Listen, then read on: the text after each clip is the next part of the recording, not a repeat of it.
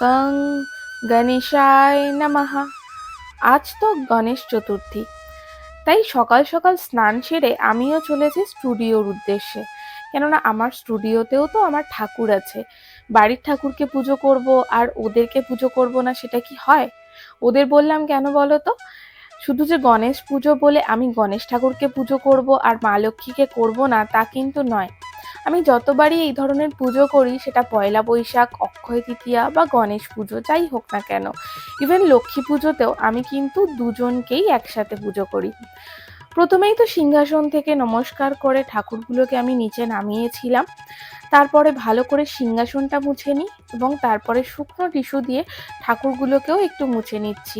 কেননা সব সময় তো আর ঠাকুর নামানো হয় না, তাই ধুলো পড়ে যায়। একটু পরিষ্কার পরিচ্ছন্ন করে নিলে দেখতেও খুব সুন্দর লাগে। শুনেছি গণেশ ঠাকুরের নাকি দুব্য খুব প্রিয়, তাই বাড়ি থেকেই কিছুটা অ্যারেঞ্জ করে নিয়ে গেছিলাম এবং সুন্দর করে আমি বেঁধেও সাজিয়ে গুছিয়ে ঠাকুরদেরকে সুন্দর করে সাজিয়ে দিয়েছি।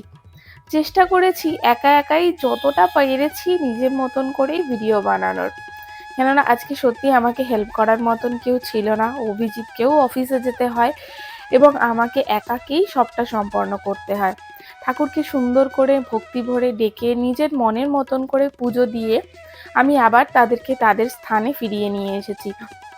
তাদেরকে সিংহাসনে আবার আমি বসিয়ে দিয়েছি। পুজোটা যদিও করেছিলাম আমার স্টুডিওর র্যাকের উপরে, এবং দেখো সিংহাসনে বসানোর পরে কি সুন্দরই না লাগছে।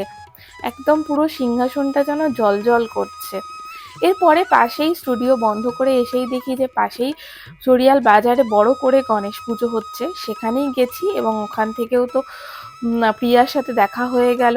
প্রিয়া আমাকে কিছু প্রসাদও দিল, ভালোই হলো। পুজো দেওয়ার পরে ঠাকুরের প্রসাদও পেয়ে গেলাম। সত্যি পুজো দিয়ে মনটা খুবই ভালো হয়ে গেল। আর আমার মুখ দেখে প্লিজ কেউ কিছু মনে করো না, সকাল থেকে উপোস করে আছি তাই মুখের এই অবস্থা।